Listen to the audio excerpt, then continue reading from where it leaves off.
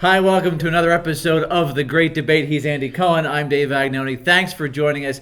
Our topic for today, is it too easy to start a distributor company? In other words, is the bar set too low? Andy Cohen, what do you think? Dave, I'm going to say no.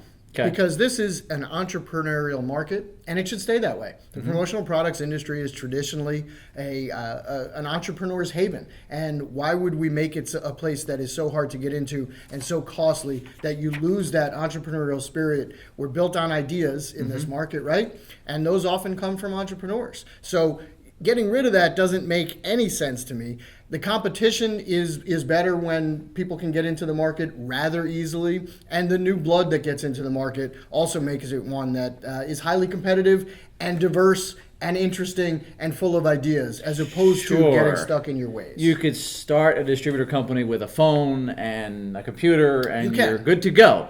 But Andy Cohen, what if you're a supplier? And you're dealing with new distributors that clearly have no idea what they're doing, who honestly shouldn't be in any kind of business. You're on the phone with these folks, and they're slowing you down. What do you say to that? Well, first of all, I don't think that there are many of those. There's enough. There are some, and suppliers have a legitimate right. However, they also have to do their due diligence on who they're going to work with. So if they don't find the credit worthiness from that company, if they're spending too much time for limited reward, I mean, we're in business here. Then they don't have to do business. Yeah, but if I'm a supplier and you call me up and you have an ASI number or whatever credential you want to put out there, I'm going to want to talk to you, but then, a couple minutes into the conversation, you realize you're dealing with someone that doesn't get it. That's 5 minutes, 10 minutes wasted. If that happens, you multiply that out, Andy, then all of a sudden it slows things down. It's not so good for the supplier or for the industry. It's not so good for that model you laid out there. I actually think it is fine for the industry as a whole because, like I said, the entrepreneurial ideas that come from it help expand the industry.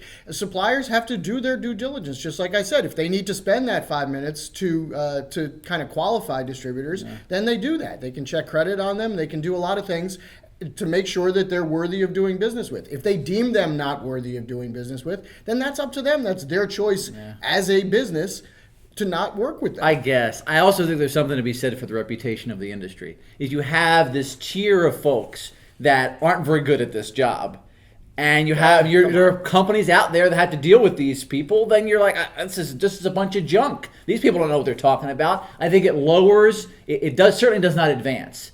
It detracts from the reputation of the industry, which is good for nobody. What do you say to that? If you don't allow people to explore this market, it will never expand. So if the cost was so great to get into the industry, then you're not expanding it at all. You're keeping it as insular as humanly possible, and I don't see the point in that. I think we'll both agree on is a distributor should not be complaining here. I think suppliers have a legitimate gripe, but I think you'd agree the distributors should not be arguing or complaining about the bar being set where it is. Yeah, do your own business. Yeah, worry about yourself. Focus on yourself and focus on your clients and presenting ideas to them and expanding your own business. The competition is what it is. There's always going to be competition. Yeah. Just because there's new competition shouldn't distract you from doing what you have to do. So yes, I agree suppliers have an added burden, but that's their business. Yeah. Their business is partially to qualify.